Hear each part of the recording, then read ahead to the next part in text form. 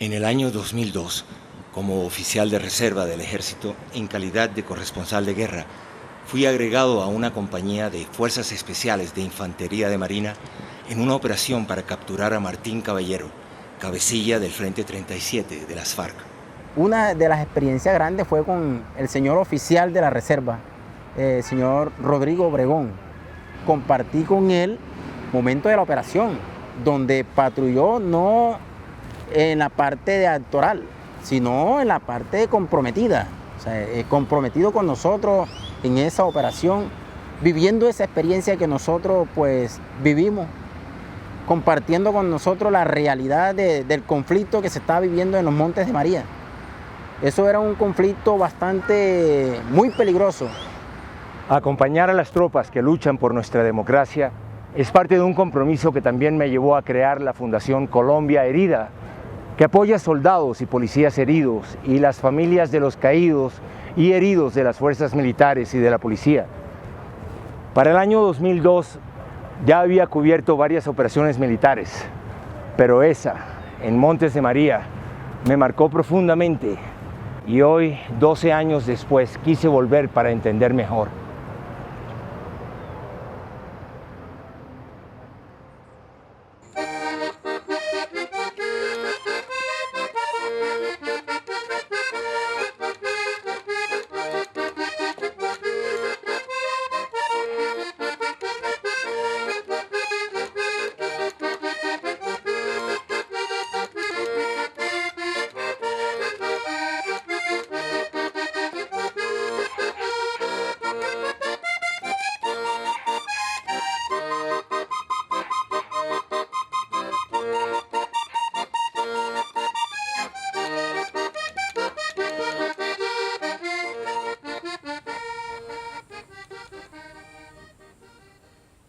Y empezamos a indagar cómo era antes de ser el infierno en que se convirtieron los Montes de María. Porque yo tengo 82 años, cumplí ahora el 22 de diciembre. 82 años cumplí. Los Montes de María antes eran humildes. No había muertos, matados, de nada de eso. Y era uno de los que quemaban los voladores aquí en los tiempos de fiesta. Ajá. Quemaba los voladores. Y duré 65 años quemando los voladores. De la Virgen del Carmen, de San Francisco, de los patrones de aquí. Me llevaban a La Peña, me llevaban acá a Pijiguay, a otras partes, así. Era quemando la pólvora. Anteriormente, en los años de mi niñez y mi juventud, Colosó era un paraíso. Pues la gente laboriosa se esforzaba mucho por el trabajo en el campo. Todos vivíamos no con mucho, pero sí con lo necesario. Y pues la niñez era libre, feliz, contenta. Se vivía en paz, en seguridad y en protección. Una belleza porque no había nada de malo, sino bueno. Bueno, mi infancia la pasé, mi mamá tenía una finquita por aquí, por el cerro, por aquí. Pasé mi infancia ya, después me vine para aquí, para el pueblo. Vivía uno tranquilo porque cuando eso no había guerra todavía ni había nada. Estábamos bien por ese lado. Bueno, cuando yo llegué, Colosó era un pueblo muy bien pacífico, ¿no? Todo el mundo salía con su carga a venderla afuera, lo mismo era por allá. Aparte de no tener alumbrado eléctrico, ¿cómo era la vida cuando usted era niña? ¿Cómo era la gente? Pues como dice uno, un mundo oscuro, pero era mejor. Porque uno no tenía esa perversidad de que cualquiera le hiciera daño. Y uno confiaba en todo el mundo. Uno salía a buscar leña y se encontraba una persona y se alegraba. Se podía salir, se podía amanecer en la calle, se podía andar con los amigos tomando, todo tranquilo, todo bien. Vinieron a su casa, bien, todo bien. Los Montes de María en su totalidad, 100% eso era muy tranquilo. Usted podía salir de a pie por la región del Joba, salir en Carmen de Bolívar y usted lo que encontraba era adiós, adiós.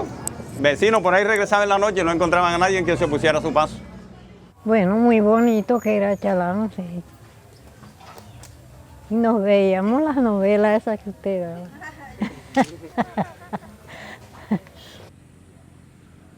Montes de María y en general la costa atlántica habían sido inmunes a la violencia que asolaba a Colombia, hasta que en los años 80 grupos de las guerrillas comunistas del ERP, EPL y ELN empezaron a delinquir allí, abriéndole el camino a la toma a sangre y fuego de los montes por los frentes 35 y 37 de las FARC, liderados por el tristemente célebre Martín Caballero.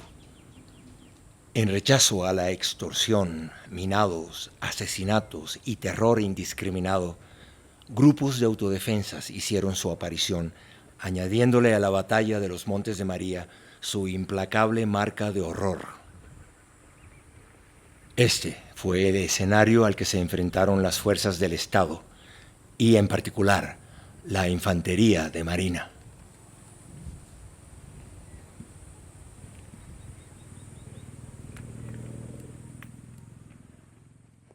Cuando vino que venía la violencia, que ya la violencia, bueno, mataron a uno, mataron dos, después ya sí, se corrompió eso, que eso se volvió un desastre.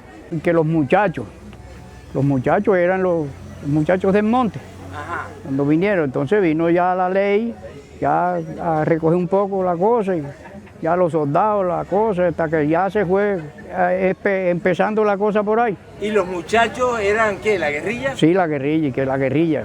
Yo no los conocía a ellos, no los conocía, pero no, que está la guerrilla, con una plomera por allá, otra plomera por acá, le contestaban la policía acá. Pero después se metió la guerrilla aquí, no, uno tenía esta miedo de salir, a las 6 de la tarde se acostaba. Era muy duro la vivencia, ya que en las mañanas se debía comprar el alimento que se necesitaba en el día y luego encerrarse e ignorar lo que pasaba afuera, porque si uno estaba pendiente, pues venía algo sobre uno, porque ya bien sea a la izquierda o a la derecha. En fin, o sea, la inseguridad era que ya uno no sabía ni en quién confiar. Un animal, un puerco, un cerdo que estuviera en la calle lo mataban.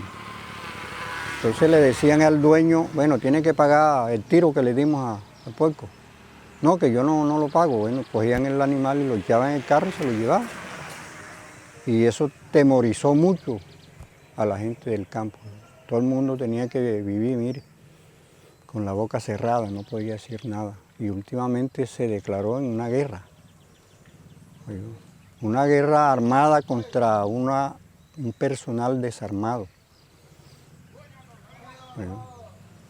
Me aburrí, me le cogí miedo a eso y me vine. Me metí aquí y estoy tranquilo, pero no estoy como estaba. Porque la finca está perdida, tengo que hacerla de nuevo, tengo que hacer casa, tengo que hacer todo. La amenaza que nos hacían era que nos teníamos que meter, nos teníamos que recoger temprano, que comer, que si no nos recogíamos, andábamos en la calle, ellos no respondían lo que pudiera suceder. Nadie podía estar en la calle. ¿Por qué? Porque nosotros le temíamos mucho a ellos.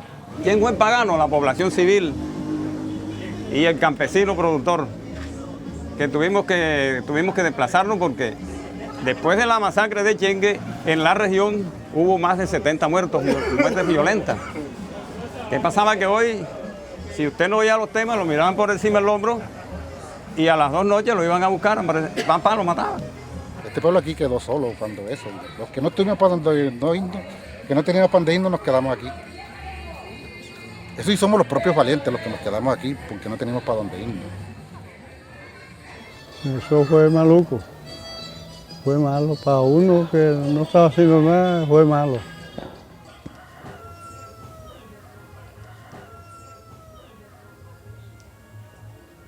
Bueno, la vez esa que se metió la guerrilla, eso fue muy maluco aquí.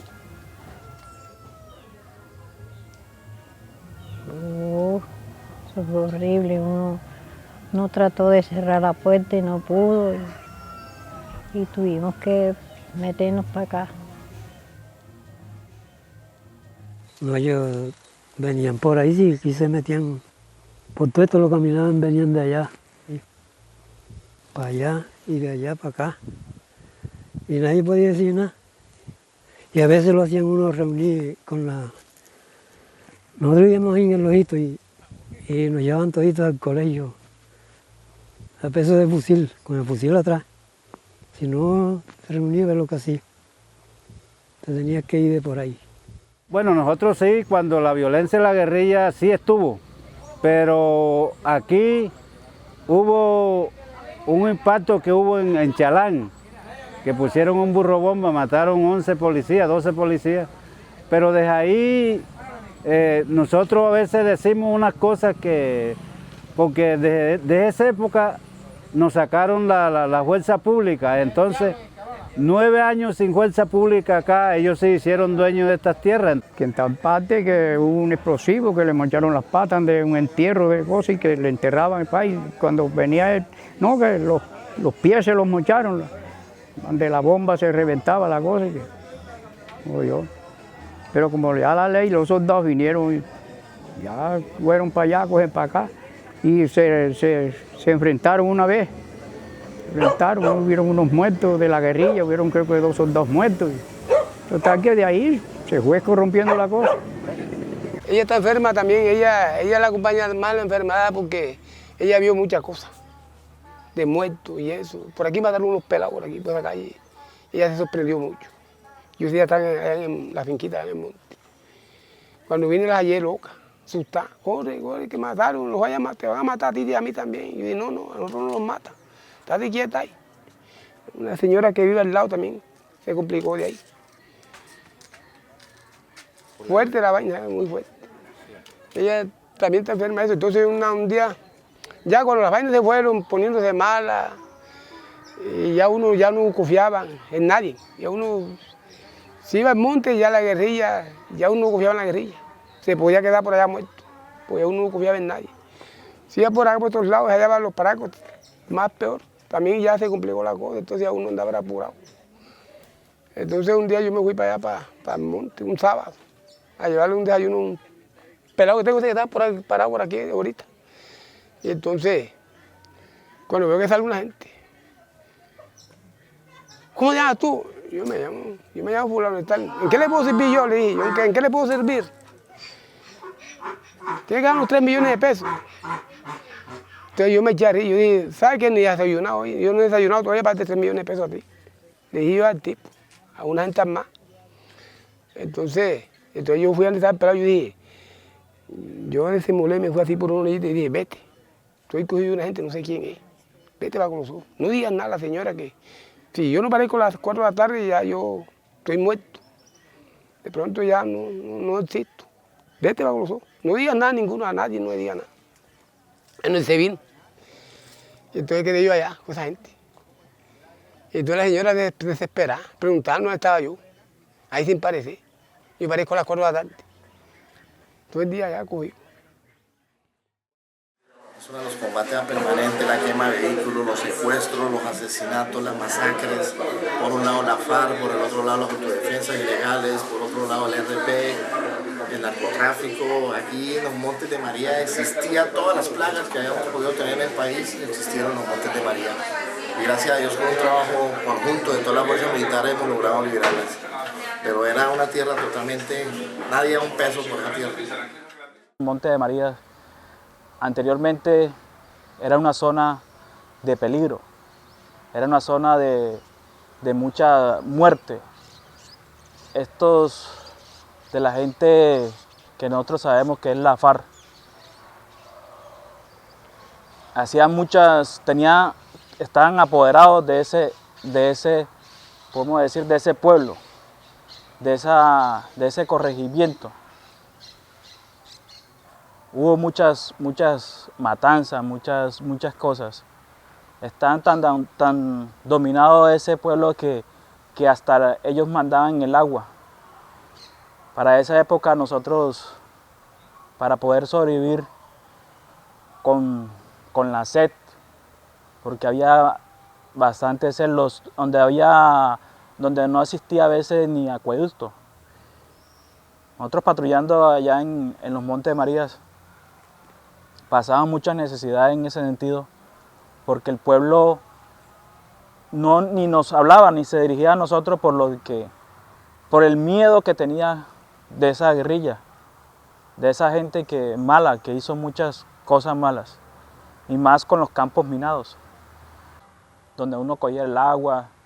Bueno, los promedios en la región de los Montes de María comienzan en los años 91, vuelvo te digo, con la presencia de este grupo terrorista de la FARC, que comienza a presionar a los campesinos, a los ganaderos, a los tenderos, a cobrarles vacunas, a extorsionar. Podíamos decir que en el año 98, 99, estos criminales llegaron a tener unos 1.300 a 1.400 hombres en la región de los Montes de María, los cuales no se movían, no se daba un peso, o no, perdón, no se avanzaba sin el permiso de estos. Llámese, inclusive los gobiernos locales tenían que pedirle permiso a estos bandidos para continuar sus actividades, ya que podíamos decir que hubo un cogobierno, porque las vías, a la mediodía, las vías principales, la troncal del Caribe, era cerrada por materia de seguridad y estaban cerradas en comunicado a partir de mediodía. De los Montes de María nos tocó viví en Lorica, Córdoba. Ya tenía yo un bebecito de 1 añito y el otro de 2 añitos. Le tocó a mi esposo patrullar los Montes de María. Salía de la casa y 4 meses para mirarlo. Y de ahí nos tocaba a nosotros muchas veces salir a un punto donde para él ver a sus hijos, media horita, 30 minutos. Y en ese entonces los combates eran muy recios, muy de seguidos, donde le llamaban a personas, a vecinas, amigas al batallón de Coveñas, que mire que su esposo pisó una mina, gente conocida, persona que uno trató. Actualmente aquí donde vivo tengo de recuerdos cuando en esto aterrizaban los helicópteros y traían todos soldados muertos, con piernas, gente que uno conoció, su carita destrozada. Desde el 2000 patrullé todo lo que era la zona de las aromeras que llaman, lo que es el Salao, donde hubo la masacre. Y el Cocuelo, la vía Zambrano. Y nosotros, como ese batallón era el único batallón de contraguerrillas que había aquí, y el de Malagana, patrullábamos en las diferentes zonas. Las aromeras, que es de la parte de la troncal, yendo hacia Cartagena, de Corozal hacia Cartagena, mano izquierda, y lo que era ya Canzona y todas las serranías de la parte izquierda, yendo de aquí de Corozal para Cartagena. Acá nos tocaba combatir el 37 frente y acá nos tocaba combatir el 35 frente. Durante ese tiempo de servicio me da a veces nostalgia recordar como los primeros días. Pertenecía a la compañía Piraña, que era una de las compañías mejores, éramos los más antiguos o más preparados, no sé, de pronto le metíamos como más coraje a las operaciones. Y era la compañía que permanecíamos más en contacto con el enemigo. Y donde se dieron muchos enemigos de baja y más pocos compañeros míos que ingresaron junto conmigo, otros ya eran más antiguos que yo, también cayeron en las diferentes operaciones, como el Infante Roja. Había un campamento del Frente 37 de la FARC y la misión era subir hasta era una meseta, especie de un cerro. Teníamos que cumplir con la misión de subir a ese cerro y desmantelar ese grupo que tenía la guerrilla en esa zona. Fue allí donde en esa operación de registro y control, pues desafortunadamente caí en un campo minado. Tuvimos un enemigo silencioso y este enemigo nace de la necesidad de estas guerrillas de enfrentar la contundencia de las tropas en el desarrollo de las operaciones. Es un enemigo que ellos aprendieron a evolucionar y a desarrollar a través de técnicas y tácticas que aprendieron de las guerrillas del ELN, lo que nosotros más adelante llamamos los artefactos explosivos improvisados, los AEI. Podían fácilmente anular un desplazamiento, evitar la inserción de una unidad militar hacia un área, pero de lo indiscriminado que eran estas armas, no solamente afectaban a las tropas de la Infantería de Marina, sino también afectaban a la población civil, los niños, las mujeres, los hombres. Muchas veces nosotros preferíamos detener las operaciones, pero nuestro esfuerzo principal era atender un campesino de los Montes de María que tal vez hubiera caído en una de estas minas. Estos artefactos explosivos improvisados eran supremamente destructivos. Yo llegué acá al B1, cuando eso decían era el Bacín 1. Y me dijeron, no, es el... Ahí quedé destruida. Quedé sola. Yo tenía 17 años cuando él falleció, a luchar con mi hijo.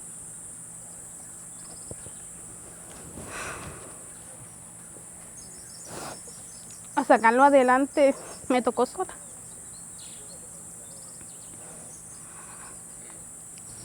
Cayeron en un campo minado él y otro compañero.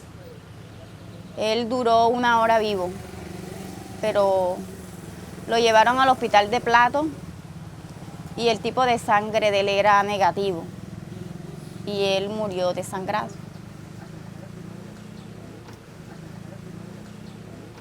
O sea, me siento orgullosa porque él ofrendó su vida por Colombia. Porque él en muchas ocasiones me dijo que si a él le tocaba morir por Colombia, moría orgulloso. Y eso me llena de orgullo. Pero a la vez vivimos con un dolor que nunca lo vamos a saber superar. Me lo entregaron sellado, que estaba molita. No encontraron nada de él. Y a mí me dolió tanto porque en ese momento yo no sabía qué hacer con 2 niños. Con 2 niños pequeños, una niña de 4 meses. No, él la conoció, pero ella no. Me hubiera gustado esto también.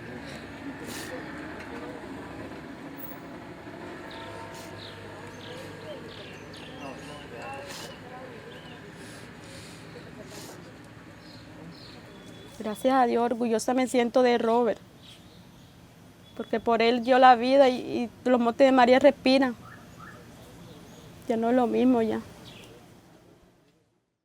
Fui guerrillero de la Che Guevara, del Frente 37, que operaba en los Montes de María, donde fui entrenado para ser explosivista. Hacía explosivos con abonos de alta densidad, como el Nitrón 30, el Nutrimón y el potasio, donde tenía un proceso de cómo se cocinaba. Duraba un tiempo cocinando y se le echaban más químicos, que era CPM, era carbón vegetal y aluminio o alumina. Entonces se le daba un secamiento y tocaba molerlo y al mismo tiempo se hacía el explosivo, donde se empacaba ya bien sean cilindros o balones que se armaban para detonar. Y cuando se detonaba una explosión,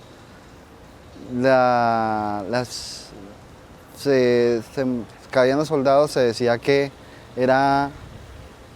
cuando caía uno, entonces se decía que era una persona menos ya que iba a entrar en combate con nosotros. Y las esquilas que se echaban eran aceradas para impactar y que cayeran de forma inmediata. O sea, ya no podían volver a combatir contra nosotros. Siempre se decía que era para que cortara la pierna o lo que fuera, el pedazo lo destrozara.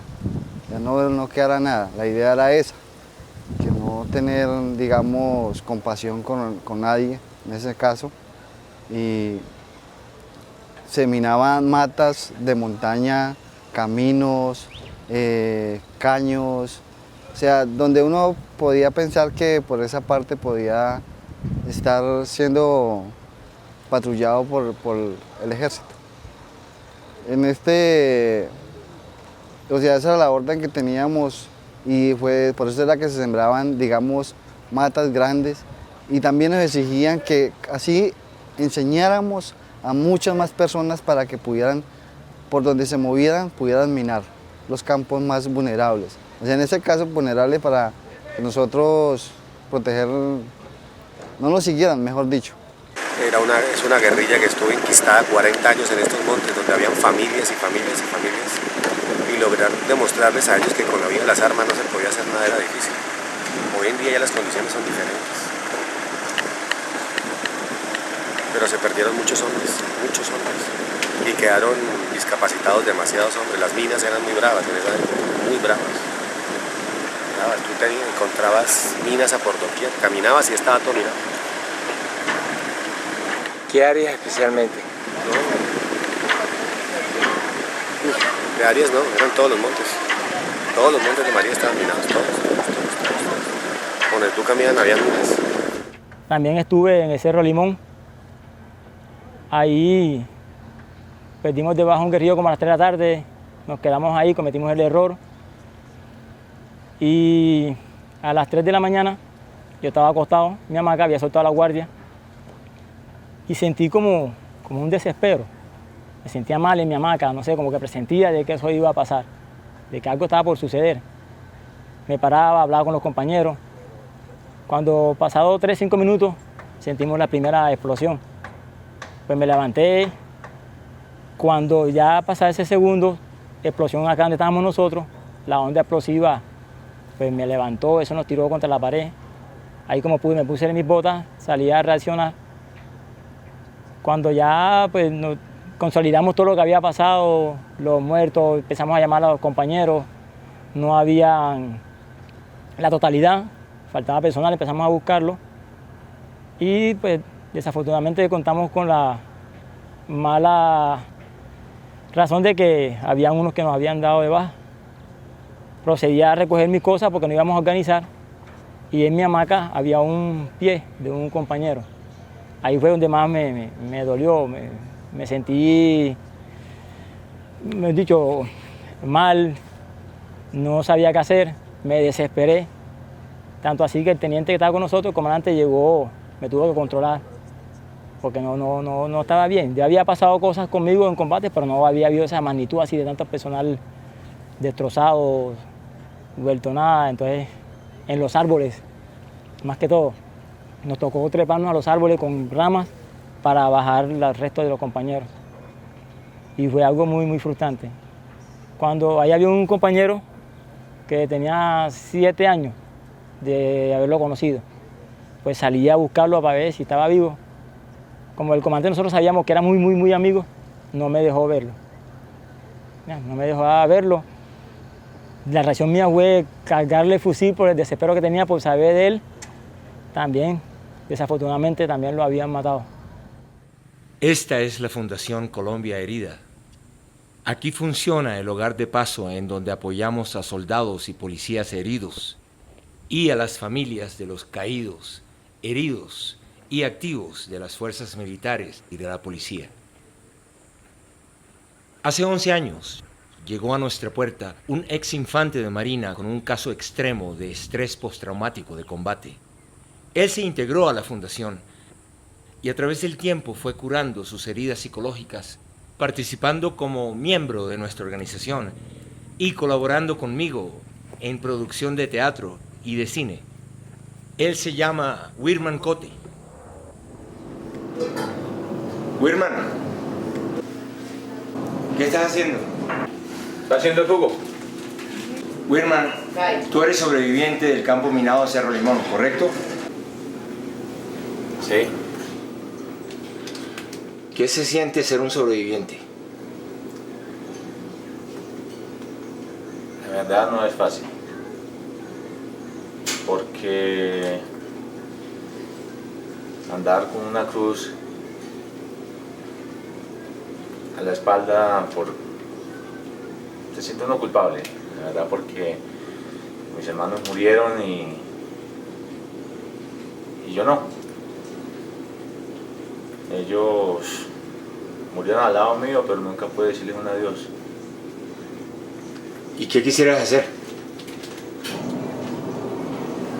Volver allá. ¿Para qué? Para poder hacer al menos una plegaria, una oración por ellos. Darle ese último adiós. El infante Peña Cote vino con nosotros a hacer este documental y todos sabíamos que deseaba encontrar a su antigua unidad para expresar un digno adiós a los compañeros perdidos en la lucha. Lucha que poco a poco empezamos a ganar. Fueron operaciones de gran éxito, se obtuvieron muchos resultados positivos en donde al enemigo se le dieron muchas bajas, hubieron guerrilleros abatidos en el combate, desmantelaciones de campamentos, recuperación de material de armas como material de intendencia y sí, hubieron muchos resultados positivos en conjunto con el ejército. Está mejor, el 100% está mejor. Pues ya uno puede ir al monte. Ya la señora queda tranquila, ya el hijo queda tranquilo. Ya nosotros podemos andar en las parcelas de nosotros otra vez, ya podemos ir a bañarnos al arroyo. Todo el que está en el campo está tranquilo, no tiene miedo que por la noche se le van a meter a quitarle los animales o a pedirle, a extorsionarlo. Sin la ayuda de ellos, pues todavía hubiese guerrilla por aquí. Pero ya esto está calmadamente, gracias a mi Dios y gracias a ellos. Nosotros estamos muy agradecidas con la Infante de Marina. Gracias a Dios estoy caminando, gracias al Ejército, a la Infantería Marina, al apoyo del presidente en ese entonces, de acabar con la decisión de acabar con Martín Caballero, que era el máximo jefe de la Frente 35 y 37 aquí. Hoy en día vivimos una paz que, imagínense, cuando yo iba a pensar que yo ayer, que estaba libre, día domingo, podía llegar al Salado en una moto, cuando existían esos dos frentes aquí, ni siquiera los víveres en los carros militares nos podían llevar, porque los volaban. Nosotros teníamos que coger los víveres o llevándolos en helicóptero. El agua para tomar tenían que ir tirándola a los helicópteros porque no podían ni siquiera aterrizar. Hoy en día estamos bien. Muy feliz, muy contento, porque hemos dado lo mejor que hemos tenido para que esto sea así. Y ya la gente civil puede ir a sus cultivos, a cosechar la tierra, andar por los montes como era antes. Antes de venir la violencia, ellos tenían cultivos por todos lados. Aquí se puede salir para todas partes, para la vereda, para las veredas, para los campos, para las personas van allá a bañarse tranquilamente y todo, o sea, viene gente de todas partes. Y ahorita pasar por ahí y ver que eso es tranquilo, a mí me da un orgullo, me da sentimiento. Yo siempre le he dicho a mi papá, yo pasé por aquí y yo peleé aquí. Bueno, las cosas han cambiado porque vive uno tranquilo, porque ya uno puede salir para donde sea, puede salir a una fiesta y ahí no tiene uno problema, pero anteriormente si salía uno por ahí a hacerse tomarse una botellita de ron, lo mandaban a acostar temprano, tenía uno que buscar la casa y acostarse. Bueno, para mí es, ¿cómo le diría yo? Es un orgullo que siempre me llevaré en mis recuerdos y satisfacción para mi familia. Por lo menos nosotros contamos con algo muy importante y es que logramos sobrevivir. Pero gracias al sacrificio de aquellos héroes que fallecieron, que dieron su vida por consolidar esta zona de paz, por eso es que los Montes de María están respirando este área de tranquilidad y paz que estamos viviendo ahora. Sí, con Obregón, sí. Y buscando el recuerdo de las vidas de esos héroes, el infante Cote llegó a su antigua unidad.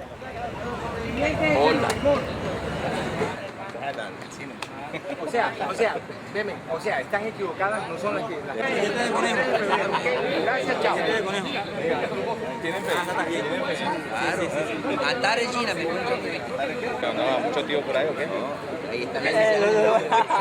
China de Jota. Cuando reportaron a este man creía que era yo, porque este man se llama Novoa Arroyo Marley. Este man, él lo rentó fue todo. un palo del Choco. Y este pelado murió porque él se le volvió a buscar El chaleco de lanzagranada. Esa toalla la encontré yo llena de carne, pelo, sangre, porque uno cuando se fragmenta como que no echa sangre. Y así la cogí, la guardé al bolsillo, a los 3 días la lavé. Ya está un poquito descompuesta. Y ahí la tengo de recuerdo. ¿Se ve la foto bien y todo, Narito? Nicanor es un excelente enfermero.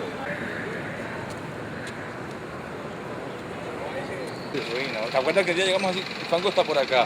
Sí, marico. Nosotros no sé.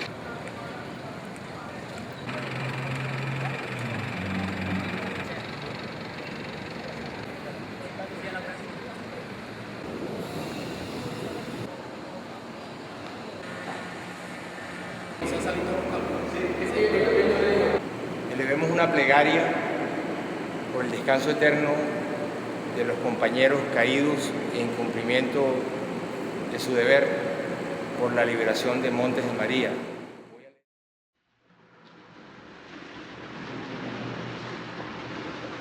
Los infantes de Marina de la Compañía Antares del Batallón de Fuerzas Especiales, caídos en el campo minado de Cerro Limón, en la madrugada del 23 de mayo de 2002.